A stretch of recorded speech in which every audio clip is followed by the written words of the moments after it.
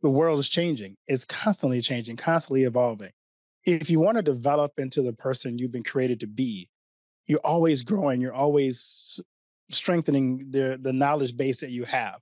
And so for me, I love learning new things. The way I perform at my highest level is I love taking random ideas and random thoughts and putting those together and forming something new and creative out of it and innovative. And I can't do that if I'm not continuing to feed myself new teachings, new resources, new schools of thought, new people that are doing new and innovative things, because then I can take that and I can reshape it into something that is innovative.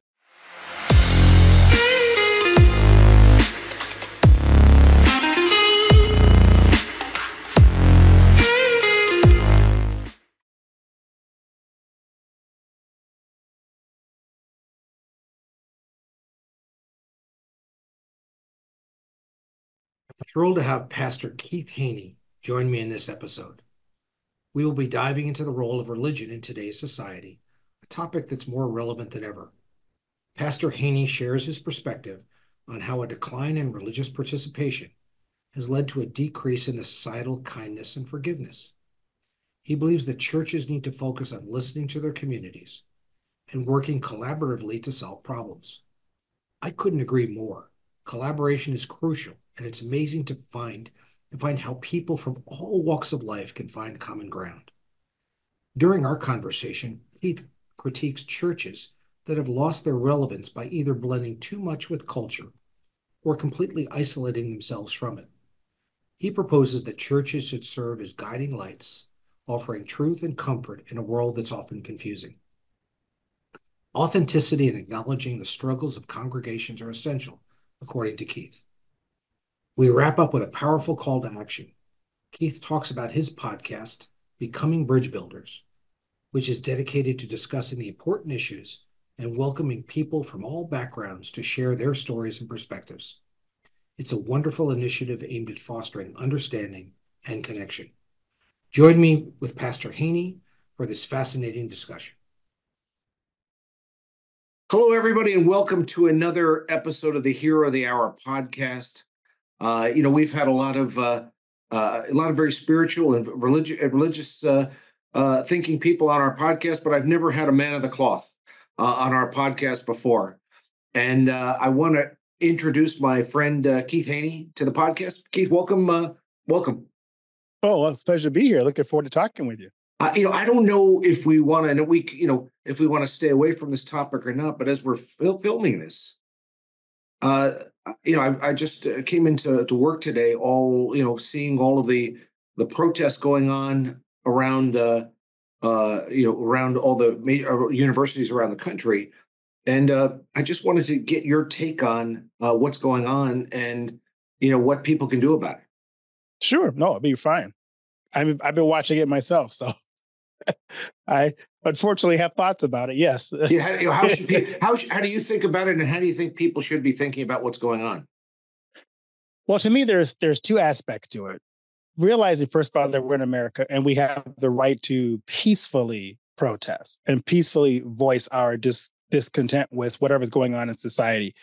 My concern is this is not a peaceful protest, and you're denying, like, for example, I just saw where a Jewish student at UCLA was trying to get to class and they wouldn't let him get to class. That's not a peaceful protest. You can state your opinion about how you feel American policies are dealing with the Israel-Hamas issue, but let other people also voice, because that's how we have a dialogue back and forth. One of the things I always try to do, even on my podcast, is I want to hear both sides. I don't know everything. So for me, the way I learn is through conversation. We're not having a conversation on these college campuses like we used to, a spirited debate, I would even say. That would be good for everybody to kind of say, okay, I can see your point of view. I can respect it. All right, I may not agree with it, but I can at least hear your point of view. I don't think we're hearing all aspects of the conversation. I agree with you. I mean, I think that sounds like I think that's, by the way, where most of the country is, meaning I think that people should have the right to protest, but hate speech is hate speech. I don't care who it is, who you speak against. I'm worried this country is becoming like Nazi Germany in 1938. This is how it started, or 1933, how it started. And there's nobody has the right to you can't yell fire in a movie theater. Right. You can't block people from getting to campus. Those people, they paid tuition just like you did. The very fact they're canceling classes and canceling graduations and not allowing you to even get to get around campus back to your dorm and being spat on, and that doesn't work for me. And I would also say that I think that I applaud the universities who have laid this out clearly. You can't use amplification. You can't set up tents. You can't block people from campus. You can't have hate speech, but protest all that you want. And quite frankly, maybe I hate to see. I don't want to become the old man who stands on the yard yelling at the kids. I feel like I'm becoming that guy, which I never wanted to be. Nobody wants to be, but I think that if you get to some point where you've given people a chance or two to comply with the rules, and they don't, I think they should be expelled. And if you don't live here, you should be deported.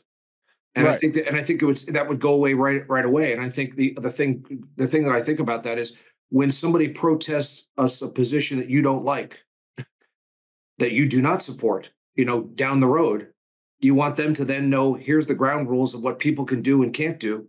And I think because there will be protests of things that you don't agree with down the road. Right. And you want to make sure that they have the same freedom that you do to be able to protest the way you want to protest.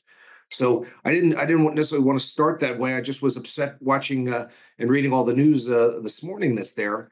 But I want to talk about is there's just not enough kindness in this world today.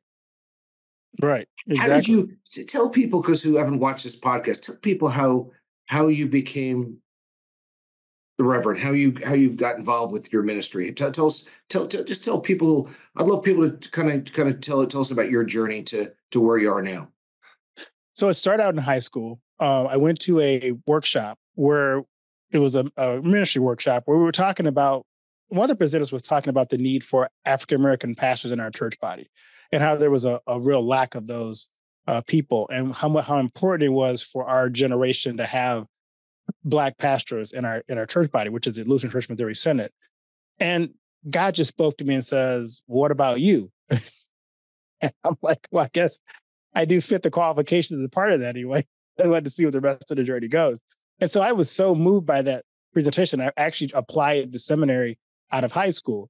I come to find out that it was actually a longer process. You'd go to college, you get a bachelor's degree, then you went to get in a seminary and got your master's. And so I went through that process. When I went to college, I kind of lost my way a little bit. I majored in computer science, and I was going to be a computer analyst. So that seemed like a really fun thing to do.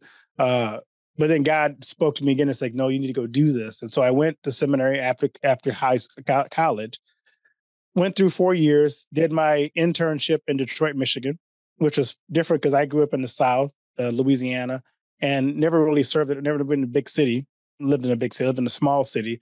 All of a sudden, I'm in Detroit, Michigan. At that time, in the early 90s, it was the murder capital of the United States. And so all of a sudden, I'm thrust into urban culture, which I'm not familiar with, and called it later back to Detroit, my first call, to be a pastor in Detroit, and had to really learn, how do you deal with the overwhelming pain in an urban context when you're a smaller church and there's so much hurt around you. And so I had to figure out my own spirit. How do I minister to people who are hurting so badly? And then I went from Detroit to St. Louis and dealt with some of the same issues in St. Louis, because I was in an urban congregation with 2 congregations in the inner city, a part of St. Louis. Went from there to Milwaukee, which was also inner city. And then I spent 12 years in Chicago area. So I've spent most of my ministry dealing with urban plight and urban issues. And so it makes you aware that there's not easy answers to things in ministry, but the church, when it abdicates its compassion, you just talked about this lack of kindness. When the church is not in the compassion, problem-solving sphere, we lose that ability to have compassion. When I grew up, it seemed that everybody went to church, everybody went to temple, everyone went to worship where their church worshipped. and not everybody, but it seemed like that was the majority. It seems we've lost that. That people don't. There's a lot of lapsed Catholics. There's a lot of secular Jews. There's a lot of people that kind of pick and choose what they choose to do. They're more cultural. They're more culturally aligned with their church than they are in terms of the teachings. And I think we've lost something in this country by getting away from that. Do you think we can get back to that again? We do. I think what has to happen is you have to get people to understand that there's a need for God in their life. We have replaced God with so many other issues in our life that we don't see the need for him. New studies come out saying that the group that's the least likely to be coming to church are the under 35 group. Right. And who's out on college campuses right now being unkind? It's a group that's not in church.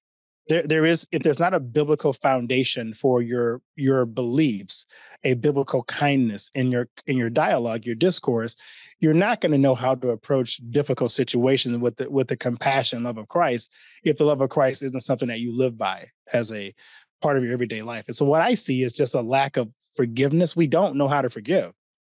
What I see on the college campuses as just in part of culture as well is we're not very forgiving in our everyday discourse with people. If someone wrongs me, it's like, okay, I get revenge on them or I can destroy them. Not that, looking deep inside, I'm sure I've hurt people too. And I don't think this person probably meant to cause the harm they did. Maybe if I talk to them and express the fact that they did cause this harm, we can have a conversation.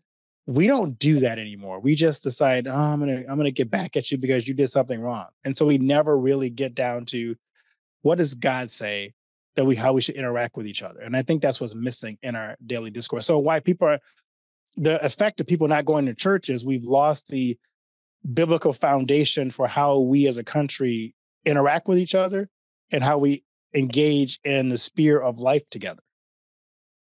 I think it starts foundationally with belief and spirituality. But there's so many things that a congregation can do to impact the community. Tell me how you do that, and tell me what you aspire to do. So what we've done in the past, and where depending on what my situation, I think the important thing about engaging in the community is, first of all, talk to your community, listen to your community. I just had a guy on my podcast yesterday who deals with homeless people, and he says, people love to throw money at the homeless situation, but nobody talks to the individual homeless person and say, what do you need? It may not be a house that their first issue is. It may be that they're dealing with substance abuse or they're bipolar or they have some kind of mental issue. If we don't talk to the people in our community, just throwing money at it or saying, I'm here to help you. It's like, I think it was Reagan who said, be careful the first time from the government, I'm here to help you. The same thing applies to the church. I'm from the church, I'm here to help you. But if I don't talk to you and figure out what your needs are, I really can't help you. I can do what I think you need. But until I have that conversation with you, knowing what your situation is, I can't really assist you. So the church needs to be involved in more congregations in the community and figure out what does this individual in this community need and how can we as a church come alongside and partner with them, and not just to fix them, because that's not what we there to do, but to grow from them and have them grow with us. So it's really kind of a partnership where we're growing together, not just me pouring into your life and hoping I get blessed out of it. It's kind of a mutual blessing of us working together to make the community better. That's what really social justice was defined by the Catholics early on. It was a working together for the common good was what social justice was, but we've turned it into something else. But that's what the Catholics defined it as being. How do you cultivate generosity and just generally just caring about people? How do you do that? You got to teach it. It doesn't naturally happen in people's life. It really is something that the church on a daily, weekly basis has to teach, has to model, and has to celebrate.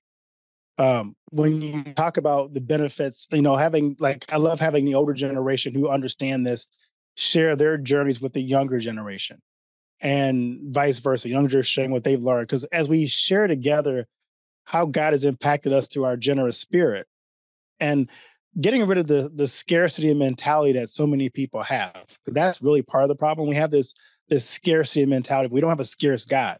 God is blessed with an abundance amount of resources, and he's not limited. And we sometimes think we serve a limited God, and we have to get away from that mindset that God is limited and that therefore we are limited. But it's not a scarcity mentality. We have a generous spirit, and we teach that through the Bibles, letting the Bible kind of show us God's generous spirit. I mean, there's verses in the Bible. One of my favorites is in Malachi, where God is dealing with a community that just came back from exile. They don't have a lot. They're being heavily taxed. Sounds familiar. Um, and God's saying, give me 10%. And they're going, we really can't afford it. Do you see our situation? We were under this heavy financial burden. We can't be generous. And God says, test me in this, and I'll show you.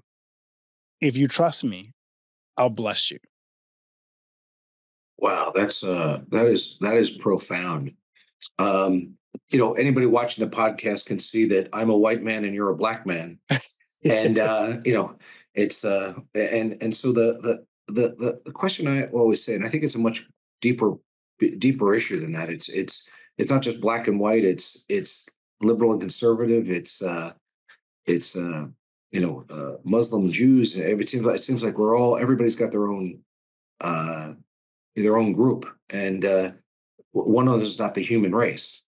But I think if you could solve one, you can solve many of them. How do you think we bridge the racial gap between? And you take it anywhere, the races, between people who think differently, between people of different beliefs. How do we bring it so we can all work together and create a more abundant society? To me, the answer is simple and complex.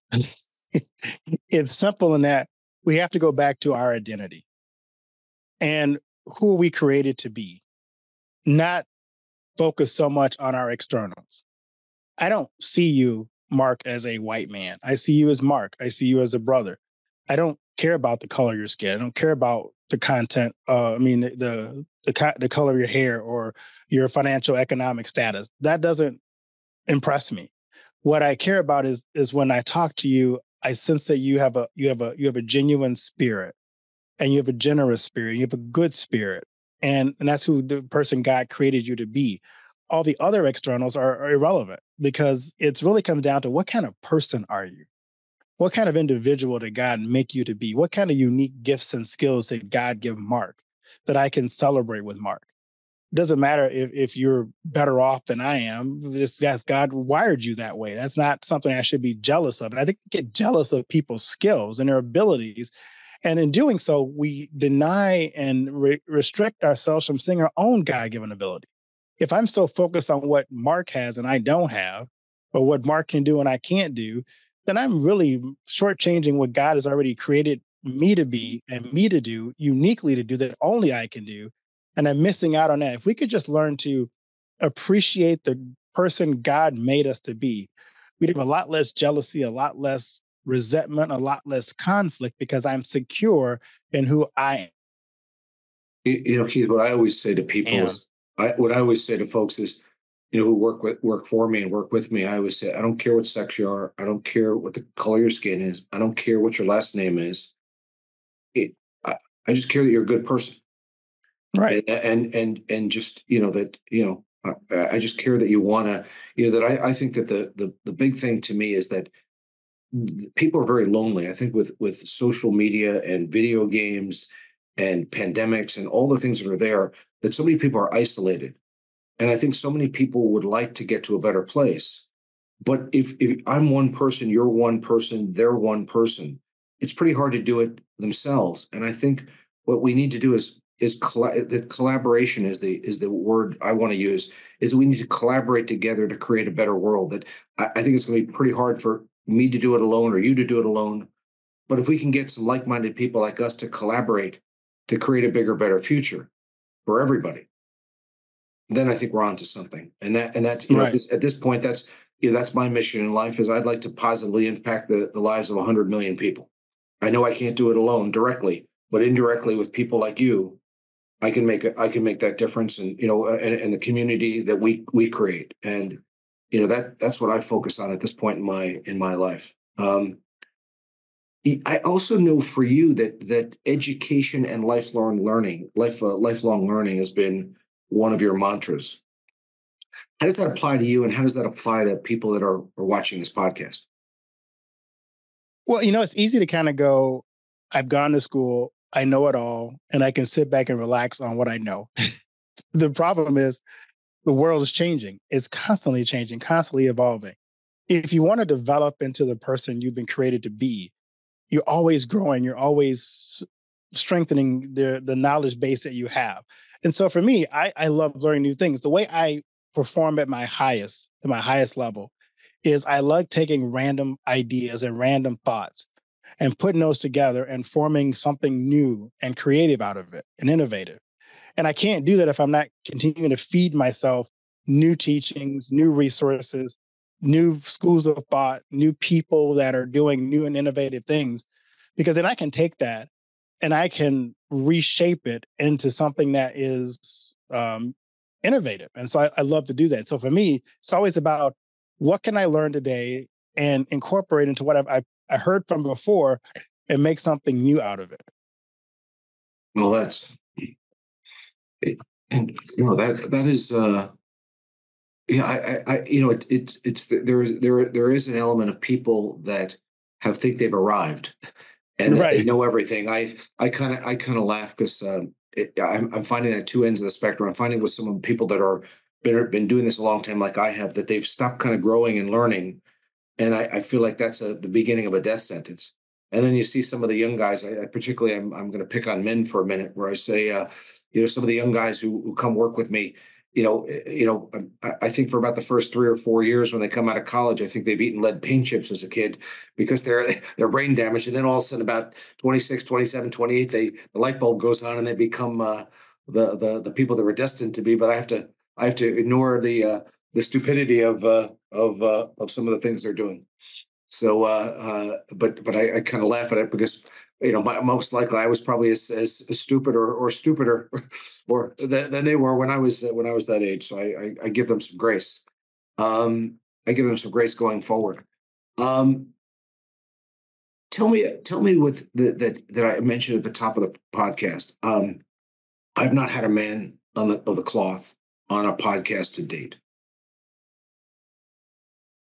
If somebody's not been exposed to that to somebody who's dedicated his life to God like you have, what message would you like to give them? What message would you like to share to people that would be helpful and meaningful in their life? I think as I look at where the church is today, it gives me some concern because I think the church at times has either taken two paths. One is to become one with the culture, and you can't distinguish the church from culture. One is to live outside of the culture, and then it can't relate to the culture. I think the church needs to be influencing culture and not necessarily to change it, but to be that light that shines in the midst of the darkness and guide people that you mentioned earlier who are lonely, who are feeling disconnected, who feeling that they don't have a place in this world. The church is that place to me, that magnet that leads them to truth. We live in so much deception, I think, in our world today, that what the church offers is the peel back the veil of what humanity and the world says is important. And really, as Jesus says, the world's values are upside down to the church. The first shall be last, the last shall be first. That doesn't resonate in our culture. Nobody wants to be last. No one remembers who the last place NBA team is. But in the church, it's valuable to be last because you understand that there's someone at the table who is Jesus Christ and he is your Lord and your master. You're not Lord and master of your own life. But the church also has to. I just had a gal on my podcast who walked away from church because he said the church wasn't authentic. The members there kind of walked away with this idea that they've overcome sin and they don't have issues anymore. They don't struggle. Well, these young people today are struggling and they want the church to be there to kind of say, how did you navigate through that wilderness, through those difficult times, through the financial troubles? Tell us about it. I mean, we got people in churches who did, or their grandparents were part of the Great Depression, and they understand what it's like to not able to afford things, and gas and inflation's at ridiculous levels. How did they manage in the midst of those times? The church can be able to say, here's what we did, here's how we relied on God and knew that he was going to provide. We have to be that voice in the midst of all the craziness to say, here's where your values are. Here's what the benefits of walking with Jesus look like. And here's how that can provide you for daily comfort and peace that you won't have inside the world. Yeah, one of the lessons that I try to learn every day for myself is, rather than coming at people, I want to come from underneath them and lift them up.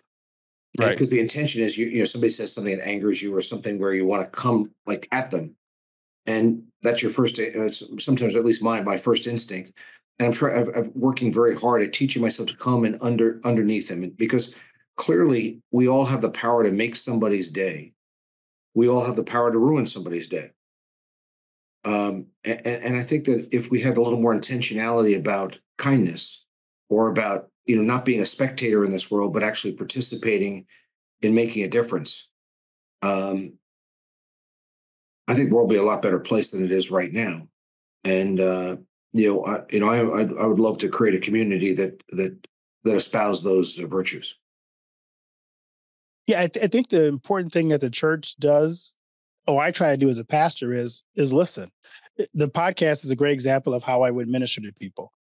I want to hear from you. I want to hear what you're struggling with. And if you ask me, I'll give you the answers that I see from the Word of God that would be beneficial to you. But if we're not listening to people, you don't do ministry to people, you do ministry with people. Right. And the same thing in business. You don't do business to people.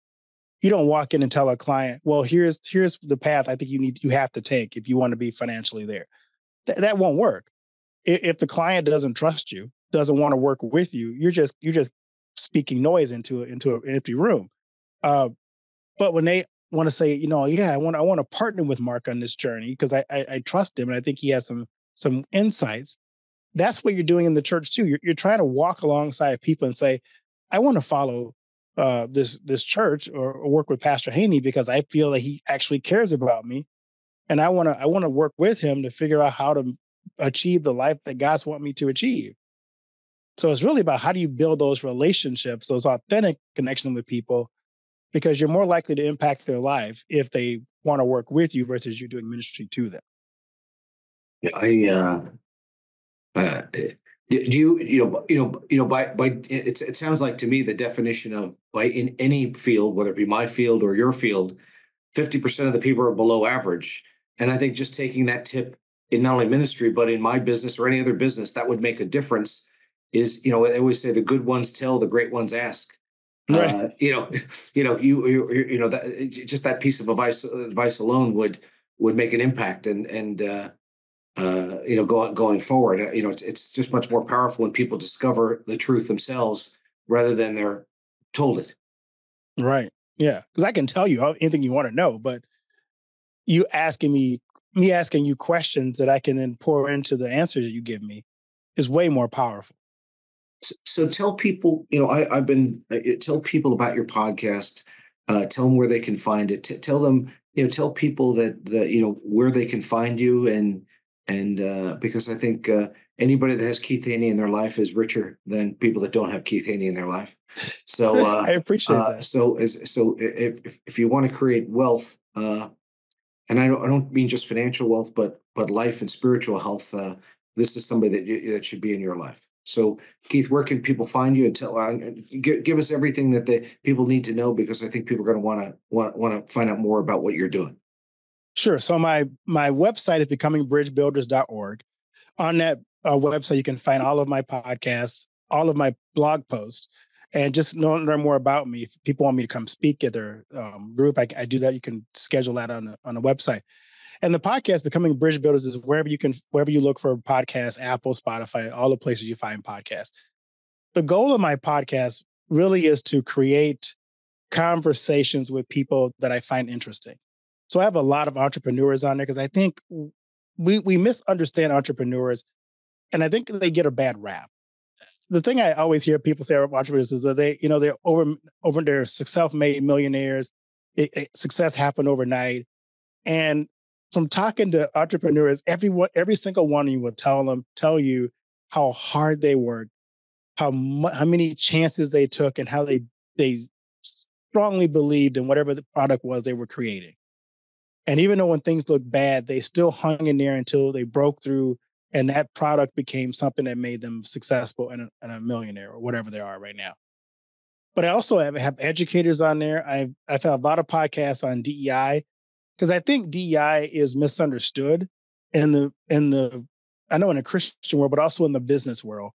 People who really want to do DEI right are trying to create a space where everybody belongs, not a certain marginalized group belongs, and say white people are kicked out of the conversation. It's really about how do you do what you talk about? How do you make it so you're kind to people you don't understand, but they're also kind to you? And how do you build an organization where everybody gets lifted up together, not one group over another?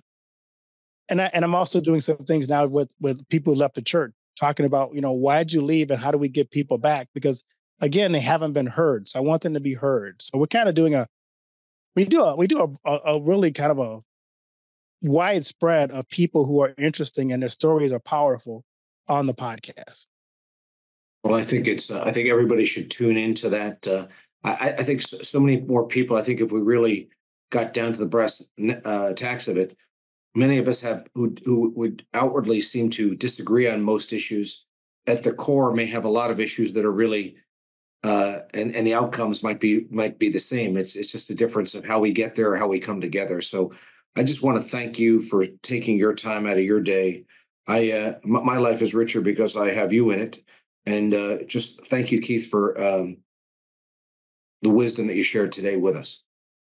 Well, I love meeting with you, Mark, and I am blessed by getting to know you more, and the conversations that we've had have been inspiring to me. So thank you for what you do.